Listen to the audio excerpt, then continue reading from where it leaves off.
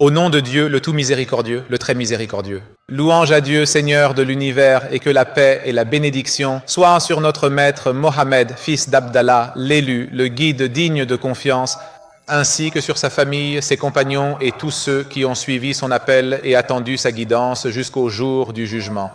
Ô Allah, nous te demandons le paradis et tout ce qui peut nous en rapprocher, que ce soit par la parole, l'acte ou l'œuvre, et nous cherchons refuge auprès de toi contre l'enfer et tout ce qui peut nous en rapprocher, que ce soit par la parole, l'acte ou l'œuvre. Ô Allah, nous te demandons le meilleur de ce que ton prophète et bien-aimé, Mohammed, paix et bénédiction sur lui, et tes serviteurs vertueux t'ont demandé, et nous cherchons refuge auprès de toi contre le mal dont ton prophète et bien-aimé, Mohammed, paix et bénédiction sur lui, t'a demandé protection, ainsi que tes serviteurs vertueux qui se sont préparés pour cette tâche, veillant la nuit et se fatiguant le jour, et s'appliquant avec sérieux dans cette affaire. La vie est courte et la durée de l'existence est limitée, et l'éternité sera soit au paradis, soit en enfer. Ô Allah, nous te demandons le paradis. Ô Allah, nous te demandons le plus haut degré du paradis, Al-Firdaus. Ô Allah, nous te demandons la compagnie de ton prophète, paix et bénédiction sur lui, au paradis. Et je commence avec vous, avec l'aide d'Allah, l'histoire de la fin, de l'au-delà et des signes de l'heure. Et avant d'entrer dans le sujet, j'aimerais ici souligner l'utilité et l'importance d'étudier ce thème. De même, j'aimerais signaler ici que malgré l'importance de ce sujet et malgré l'intérêt que lui portent les savants, je tiens à avertir qu'il n'est ni correct ni souhaitable que les jeunes en fassent leur principale préoccupation. Il suffit qu'ils l'apprennent et le comprennent lors d'un cours et cela suffit. Cette préoccupation pour ces questions, la collecte et la lecture de livres à ce sujet, doit être réservée aux savants et aux spécialistes de ces domaines. Quant à nous, il nous suffit de connaître ce qui est authentique parmi les hadiths du prophète, paix et bénédiction sur lui, concernant ces sujets, et ce qui est mentionné dans le livre d'Allah afin de mieux connaître notre religion, car j'ai constaté que certaines personnes se préoccupent de manière excessive de questions liées à la sorcellerie, aux djinns, aux signes de l'heure et autres sujets similaires, ce qui n'est pas approprié. Je dis que leur connaissance est importante et qu'un cours qui englobe ces sujets nous suffit. Mais s'y consacrer entièrement et en faire notre principale préoccupation, il vaudrait mieux alors nous tourner vers l'action et la préparation à la rencontre d'Allah, le Tout-Puissant, et nous préparer à ce qui satisfait le Seigneur, exalté soit-il, tout en craignant l'au-delà et en faisant une préoccupation et une occupation constante. Les savants ont beaucoup parlé de ce sujet et ont écrit de nombreux livres, et j'ai appris de mon cher Omar al-Ashkar qu'Allah lui accorde une longue vie et fasse profiter les gens de son savoir. Il m'a raconté quelque chose de vraiment beau lors d'une conversation privée et intime à propos de son état lorsqu'il était un étudiant en sciences à l'université islamique de Médine, qu'Allah l'honore et le bénisse. Il dit: j'ai commencé à étudier la croyance et j'ai senti qu'il y avait quelque chose qui manquait, quelque chose d'incomplet. Alors, j'ai commencé à interroger les savants. Je leur disais, j'étudie la croyance avec vous et je m'y plonge profondément, mais je ne la ressens pas, je ne la perçois pas. Je la connais, mais je ne la ressens pas. Il dit, j'ai interrogé l'un des plus grands savants. Je lui ai posé cette question et il m'a répondu, continue d'apprendre, lis et tu y parviendras. Il dit, j'ai continué à lire, et malgré ma lecture de nombreux livres sur la croyance et ma profonde immersion dans ce domaine, je ne la ressentais toujours pas. Il dit, jusqu'au jour où je suis tombé sur une parole du grand cheikh de l'islam, Ibn Taymiyyah, qu'Allah lui fasse miséricorde, où il dit que ce que nous présentons et discutons dans ces livres qui traitent de la croyance ne sont en réalité que des principes de la croyance et non la croyance elle-même, ce ne sont que des règles de la croyance. Mais si tu veux vraiment connaître la croyance et la ressentir pleinement, alors tu dois te tourner vers le Coran. C'est là la véritable source de la croyance authentique et du ressenti de la foi. Nous ne minimisons pas la valeur des livres qui ont posé les fondements de la croyance, en ont expliqué les parties, ont répondu aux déviants et aux ambiguïtés à ce sujet. Cela est très important. Mais celui qui souhaite que la croyance s'enracine profondément dans son cœur doit se tourner vers le livre de Dieu, le Très-Haut, et la sunna du prophète, paix et bénédiction sur lui. C'est pourquoi j'ai adopté cette méthode dans cette série bénie, si Dieu le veut. Je multiplie donc les citations du Saint-Coran et des hadiths authentiques et véridiques du prophète, paix et bénédiction d'Allah soient sur lui. Et je cite beaucoup moins les propos des savants éminents, des orateurs éloquents et des prêcheurs inspirés sur cette question fondamentale. Je veille scrupuleusement à cela, car, comme je l'ai précédemment mentionné, c'est la meilleure et la plus efficace méthode pour approfondir et consolider la croyance religieuse chez la grande majorité des gens. Quant à celui qui souhaite devenir étudiant en sciences religieuses, qui veut connaître les ambiguïtés, y répondre, connaître les avis, les divergences entre les savants et réfuter les déviants, il doit se référer au livre de croyance. Cette série ne leur est pas destinée, elle n'est pas destinée aux étudiants avancés dans la question de la croyance, mais elle s'adresse à la communauté afin d'approfondir en nous la signification de la foi en un pilier fondamental de cette religion, la foi en l'au-delà. La foi, c'est croire en Dieu, en ses anges, en ses livres, en ses messagers et au jour dernier. Ceci est une partie essentielle de la foi, ainsi que le destin, bon ou mauvais, qui vient de Dieu Tout-Puissant.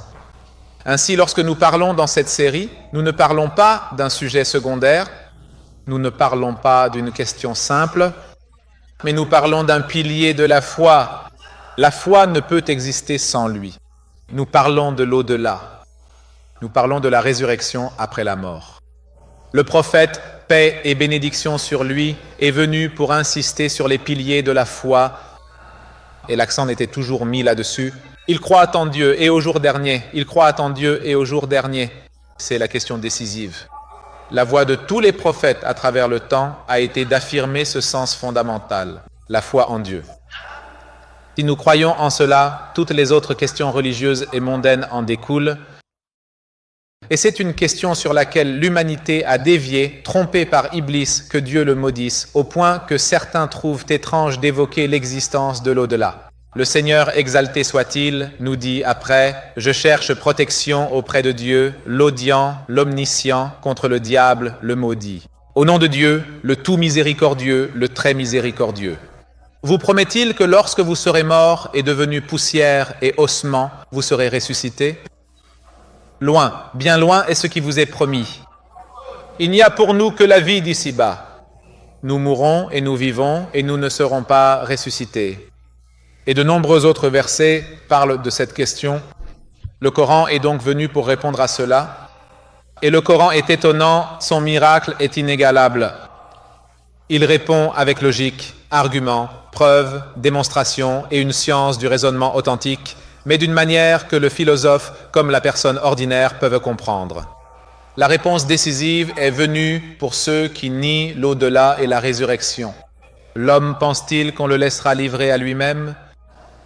L'alternative à cela, c'est que la vie de l'homme soit sans but, sans finalité, livré à lui-même. L'homme pense-t-il qu'on le laissera livrer à lui-même ? N'était-il pas une goutte de sperme éjaculée ? Puis il est devenu une adhérence. Alors il l'a créé et l'a façonné, et il a fait de lui les deux sexes, le mâle et la femelle. Celui qui a fait passer l'homme d'une goutte de sperme jusqu'à atteindre ses hauts degrés de création. Celui-là ne serait-il pas capable de ressusciter les morts ? Gloire à lui. Et le Coran nous transmet cette réponse à ce déni à travers d'autres versets sublimes. Et ils dirent, lorsque nous serons devenus des ossements et des débris, serons-nous vraiment ressuscités en une nouvelle création ? Dit, soyez de la pierre ou du fer ou toute autre création que vous considérez comme plus difficile. Ils diront alors, c'est-à-dire, soyez parmi les créatures qui selon vous ne périssent pas. L'être humain se décompose. Soyez de la pierre. Soyez du fer qui ne périt pas. Ou toute chose qui, à vos yeux, ne disparaît pas. Ils diront alors, qui nous ramènera ? Dit, celui qui vous a créé la première fois. Alors ils secourront la tête vers toi et diront, quand cela arrivera-t-il ? Dit, peut-être que cela est proche. Le jour où il vous appellera, vous répondrez en le louant et vous penserez que vous n'êtes resté que peu de temps. La réponse tourne autour d'une question simple. L'homme ne se souvient-il pas que nous l'avons créé auparavant alors qu'il n'était rien ? Celui qui t'a créé alors que tu n'étais rien, une goutte de sperme. Ce spermatozoïde qui se trouve dans une petite goutte contenant 250 millions de spermatozoïdes, était-il quelque chose? Cet être humain est une goutte de sperme et un ovule. Celui qui a pu réunir ce spermatozoïde et cette goutte pour en faire cet être humain avec toute sa constitution, son savoir et son intelligence. N'est-il pas capable de le recréer une nouvelle fois? L'homme n'a-t-il pas vu que nous l'avons créé d'une goutte de sperme et le voilà devenu un adversaire déclaré qui argumente? Dieu ne m'a pas créé, il n'y a pas de paradis, il n'y a pas d'enfer, il n'y a pas d'au-delà. Il argumente, il conteste et utilise des preuves et la logique. Et la preuve est évidente, et il nous donne un exemple, oubliant sa propre création.